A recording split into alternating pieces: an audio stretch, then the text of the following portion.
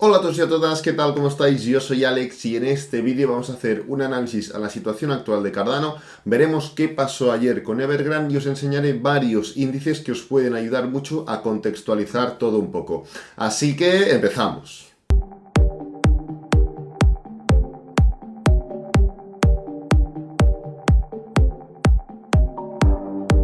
Bueno, vamos a ir ya directamente al grano, vamos a tocar un montón de cosas. Ahora iremos a analizar Cardano, analizaremos un poco la situación y comentaremos qué son estos dos recuadros que veis, uno aquí arriba y otro aquí abajo en gráfico semanal, pero primero tenemos que contextualizar un poquito todo. Y es que ayer, día 10 de noviembre, por la tarde, en plena sesión de Estados Unidos, nos salió esta noticia.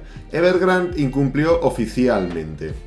¿Qué viene a decir esto? Pues bueno, comentan que pues el desarrollador inmobiliario más grande de China, creo que es el segundo, creo que no es el primero, pues acabó sin cumplir los pagos que tenía. Para quien no lo sepa, te dan un periodo de gracia que se llama de 30 días, creo que es, en el que si no puedes pagar en su momento, pues te dan ese permiso para que lo acabes haciendo, y se ve que ayer le caducaba el último día del último pago de los bonos y pues no acabó pagando, ¿no? Entonces se sembró el caos un poco en el sentido de que, pues bueno, se hizo como oficial que iba a la quiebra. Entonces, aquí nos comentan que, bueno, la noticia os la podéis leer, al final ponéis Evergrande Noticias y tendréis un montón, o sea, os saldrán un montón. Aquí venían a decir no sé dónde que la DMSA, que es el Deutsche Marke no sé qué Agentur, no me voy a meter en este fregado de comentar el nombre, que ya lo sabía en su momento, durante todo este tiempo, que iba a acabar así el tema, que iba a acabar en bancarrota, pero que se ve que la prensa, pues, lo que hizo fue ir haciendo alarde de que al final no había bancarrota, de que al final podía hacer el pago, y la gente como que se lo creyó, ¿no? Yo esto no me lo acabo de creer, no lo acabo de ver así, y ahora entenderemos los motivos. Igualmente, hoy, ¿cuál es la noticia de hoy? Pues bueno, la siguiente. Evergrande realiza un nuevo pago de intereses a último momento, o sea, ha metido gol en el 90 para ir a prórroga, por 15ª vez, ¿no? Podéis leer la noticia también. Bueno, la noticia viene a hacer referencia a que al final pues han estado vendiendo jets privados, no sé qué, que han estado, pues bueno, con sus historias, renegociando deuda, RQR, y que pues pueden ampliarla un poco más. Luego igualmente comentan la cantidad de cosas que les queda por pagar, que solo es una pequeña parte, que extienden un poco, aquí pone contagio, pero igualmente extienden el contrato, ¿vale? De, pues bueno, todos los pagos que tienen que hacer y demás. En fin, estas noticias ya salieron en su momento, en el primer momento en que parecía que Evergrande se iba a la bancarrota. De repente empezaron a pagar cosas, empezaron a programar, luego dejaron de contestar, luego la deuda la estaban pagando por un lado, pero por otro no. En fin, lo que os quiero hacer referencia con esto es que al final la realidad, lo que hay detrás, lo que va a acabar pasando, porque esto ya se sabe, solo lo saben los de arriba, solo lo saben los que mandan, ¿vale? Los que mueven el dinero, los que mueven el mundo directamente, ¿no? Los demás, que somos nosotros, la gente normal, con más dinero o menos dinero, da igual, no sabemos lo que va a pasar y solo podemos reaccionar después de que ellos ya hayan accionado, mejor dicho, ¿vale? Porque ellos ven lo que pasa, accionan y nosotros reaccionamos a lo que ellos nos sueltan. Entonces, ¿cómo podemos nosotros, qué herramientas tenemos para entender un poco cómo el mercado ha absorbido este problema, cómo se lo ha tomado el inversor, cómo se lo ha tomado el inversor en criptomonedas, el inversor de acciones, el inversor de fondos? Pues bueno, vamos a ir a ver, primero, antes de entrar en Cardano, es interesante que sepamos qué significa el VIX. Ahora vamos a ir a él un momento, lo tengo por aquí, sectores, correcto. El VIX es un índice de volatilidad, ¿vale? ¿Qué mide? Mide un poquito, es el indicador de miedo que se le llama, y es que mide la volatilidad que hay en el S&P 500. ¿Veis que es como, lo cogemos en gráfico mensual, parece, pues bueno, no tiene ningún sentido, ¿vale? Pero, como veis, tiene muchos momentos de éxtasis hacia arriba o éxtasis hacia abajo. ¿Esto qué significa? Porque tienen un significado muy concreto. Pues bien, cuando el VIX o VXY, que es como yo lo había estado haciendo, o sea, lo aprendes de una manera y ya está, lo pronuncias así, el VIX lo que hace es, cuando sube es porque la volatilidad en el S&P incrementa, pero no incrementa para bien, sino que incrementa para mal. ¿Por qué? Pues porque cae, ¿vale? Como veis, podemos coger algún ejemplo. tema de COVID, esto es gráfico mensual, sabemos que el COVID fue, se empezó a hablar realmente del COVID para febrero o marzo del año 2020. Fijaos que lo que hizo el VIX fue subir, vamos a mirar, un 500, casi 600%. Se puso en plena época COVID, en estos niveles de aquí, el nivel de 85, el cual solo venía del 2008, y ya sabemos lo que pasó en 2008. Pues en ese momento, crisis absoluta, no se sabía cómo iba a acabar el tema, primera pandemia mundial, que vivimos al menos aquí en Europa, en Estados Unidos, en todo el mundo. Pues fijaos cómo llegó el índice de volatilidad. Para poner un ejemplo más reciente, podemos ir a qué pasó cuando salió por primera vez Evergrande. Cuando se conoció el 20 de septiembre, creo que fue exactamente, se canceló la cotización en Evergrande porque no paraba de bajar y caer, porque ya salían los rumores de bancarrota. Pues bien, vámonos aquí, y es por aquí, es por este punto, fijaos. Esta de aquí es la vela del 20 de septiembre. Desde el cierre del día anterior, que fue viernes, llegó a subir un 40% prácticamente y se puso acabó cerrando un 24% arriba. Desde los niveles de mayo del 2021, que no sé exactamente qué pasó, no lo recuerdo, ¿vale? Pero fijaos todo lo que subió y cómo afectó en cuanto al miedo que percibían los inversores de ese fenómeno. En cambio, ayer, ¿qué pasó ayer? Desde el cierre del día anterior, lo que pasó con el VIX es que llegó a subir un 12% y acabó un 5% arriba, lo cual ya ves que no es un fenómeno que el de ayer afectara ni mucho menos de la misma manera que la anterior vez que empezó a comentarse el tema de Evergrande. Fijaos que Evergrande, ahora lo veremos, pero durante el momento, primero pues esto fue el primer latigazo, luego se formó la pequeña corrección, luego vinieron más latigazos, donde Bitcoin estuvo en una zona de soporte en los 40.000 muy arriesgada, pues son todos estos latigazos, y fijaos que el precio en siguientes noticias sobre Evergrande, fijaros que llegó a subir un 40% más. Pues bien, ayer fue un 5%, ¿vale?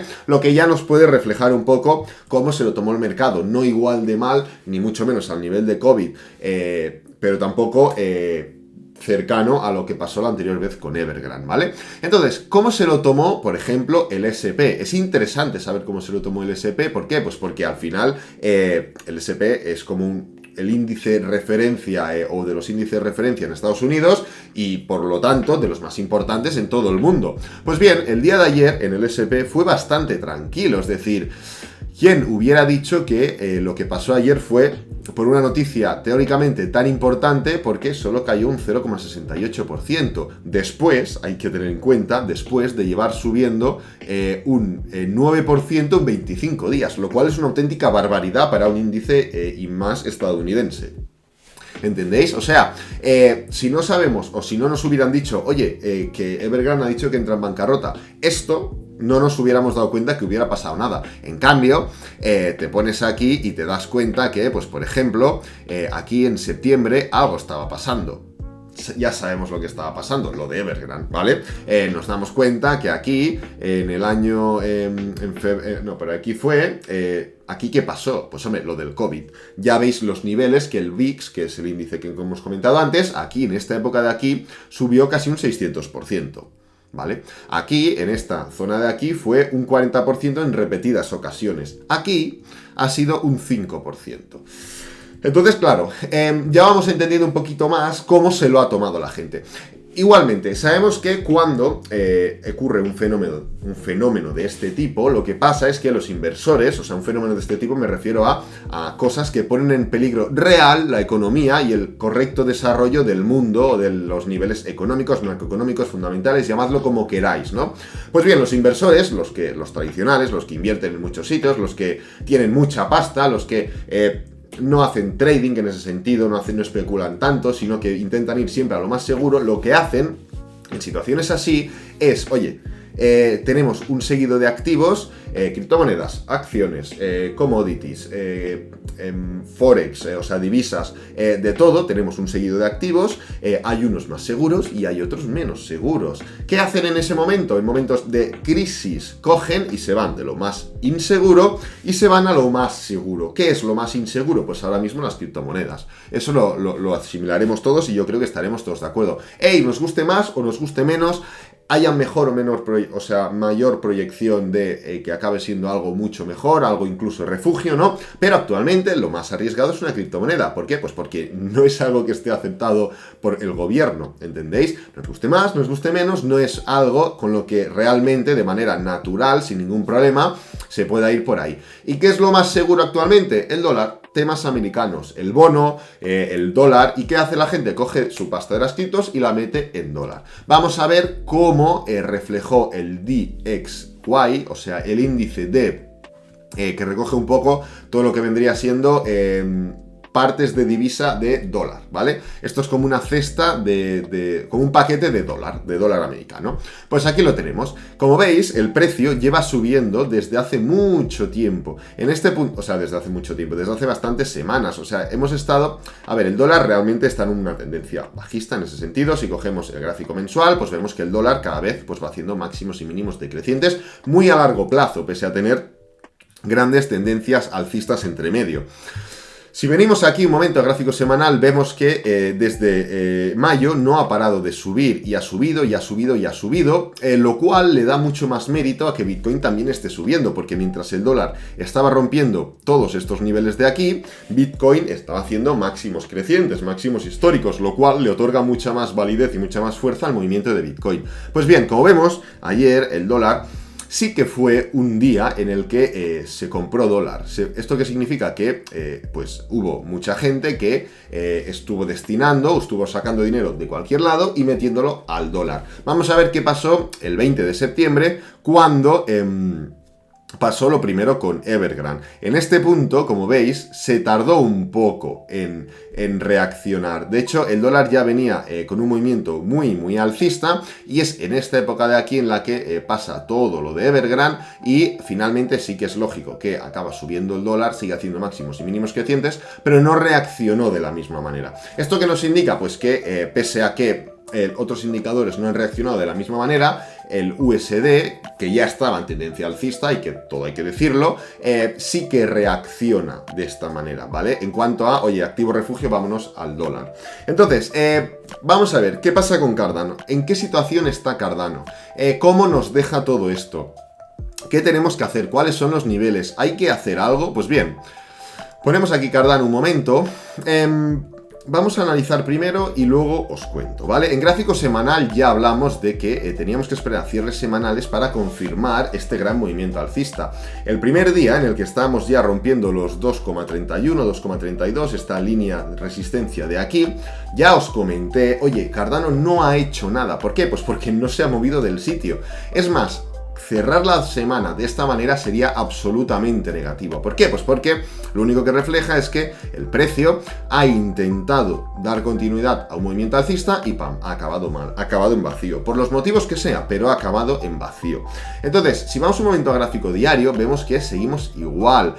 Lo único positivo, seguimos en el rango, ¿vale? La zona inferior del rango y la zona superior, el mismo rango de todo este tiempo. Lo único bueno en Cardano, y hay que destacar y hay que comentarlo, es que nos hemos mantenido por encima de la media móvil de 20 diaria. Sabéis que es un nivel que rechazamos como 10 veces durante todo este recorrido bajista y que finalmente el otro día pudimos romper debido al interés, a la explosión que realizó Cardano. Pues bien, después de una jornada tan negativa como la de ayer, Cardano lo que ha hecho es mantenerse por encima de niveles importantes. ¿Cuál es ese nivel importante? La media móvil de 20 diario, ¿vale? Algo que hubiera sido bastante negativo, bastante nefasto para Cardano es que, oye, después de no sé cuántos siglos podemos romper la media móvil y a la primera de cambio nuevamente para adentro. Entonces, el tema del movimiento, ¿ha acabado? ¿No ha acabado? A ver, eso no lo podemos saber. Precisamente lo que tienen estos fenómenos, estas explosiones de precio tan negativas, es que si el mercado reacciona así, de esta manera, es porque no se lo espera, ¿vale? El mercado no se espera que hubiera la noticia que hubo y reacciona mal. Si el mercado se hubiera esperado que Evergrande va a bancarrota, no reacciona así. ¿Por qué? Pues porque ya lo tendría descontado. Veis que la noticia que os he enseñado luego, o sea, antes, después de la primera, en la que comentaba que Evergrande intenta pagar, no sé qué, pues bueno, ha hecho una especie de pullback, lo que sea, vale, perfecto. Pero igualmente tenemos que estar muy al tanto y muy pendientes de todas las noticias que vayan saliendo. Si va a acabar o no va a acabar todo este frenesí de movimientos bajistas, no lo sé, no lo sabemos. Es imposible predecirlo porque precisamente se reacciona así, como digo, porque son noticias inesperadas, ¿vale? Entonces, ¿por qué he comentado que yo no estaba tan de acuerdo con lo que decía el de SMA? Creo que no sé si son exactamente en este orden las siglas, pero bueno, da igual, que decía que ya habíamos dado por descontado que Evergrande paga y que no pasaba nada. Pues bien, yo creo que no es tan así como lo dicen, porque realmente hemos visto un montón de indicadores que no han reaccionado ni un tercio de lo que reaccionó la primera vez. Lo de la primera vez es la reacción a una noticia que nadie se espera. Lo de ayer no es una reacción a una noticia que nadie se espera, ¿vale? Entonces, aquí en Cardano tengo dos recuadros. Uno que va entre los 3,5 y los 4,5 y otro que va entre los 0,8 y los 1,3, creo aproximadamente. 1,3. Bien. Como ya comenté en el directo de Twitch, esta zona de aquí es la zona que yo marco como zona de máximo de este ciclo alcista, ¿vale? Yo personalmente no considero que el ciclo se haya acabado. No lo consideraba aquí, no lo consideraba aquí, no lo consideraba aquí, pues hoy tampoco lo considero, ¿vale? Pero bien, ¿qué pasa si esto de Evergrande continúa? Si siguen saliendo noticias negativas, si empieza a arrastrarse algo. Pensad una cosa, no podemos dar nunca nada por descontado, nunca nada por finalizado, nunca nada por imposible. Pues bien, si se van encadenando temas importantes, van habiendo una cadena de crash, de impagos, de faltas de liquidez, de lo que sea, pues el mercado puede entrar en un movimiento bajista generalizado, no solo las criptomonedas, no solo Cardano, sino el mercado en sí. Pues bien, este recuadro de aquí es la zona de clara acumulación que yo marcaría para Cardano en caso de un movimiento bajista, causado lógicamente por todo lo que estamos viendo actualmente. Esto solo pasaría en el caso en el que Evergrande siguiera con noticias negativas y se fueran arrastrando acontecimientos. O sea, si solo quiebra Evergrande y no pasa nada más, que dudo que eso pase porque tenía deudas en todo el mundo, realmente, tenía dinero prestado de todo el mundo, normal. Pues bien, yo creo que estos niveles son zonas más que interesantes para esperar el precio de Cardano, ¿vale? Al final, no voy a entrar más en detalle en esto porque al final, como digo, es solo una especulación en la que nos faltan elementos, nos falta información, lógicamente, y de la que no podemos hacer más que especular, ya que si no, ya podría haberse iniciado el movimiento, ¿no? Así que nada, lo quería comentar, quería hacer una primera pincelada de todo esto, porque al final lo que yo analizo lo expongo y si yo lo pienso para mí, creo que es interesante que te diga a ti lo que yo pienso, ¿no? No nos vamos a engañar aquí, ni yo a ti, ni tú a mí, ¿vale? Así que nada, espero que te haya gustado. Si es así, dale me gusta, suscríbete, compártelo con amigos, con la familia y nos vemos en el próximo vídeo. ¡Adiós!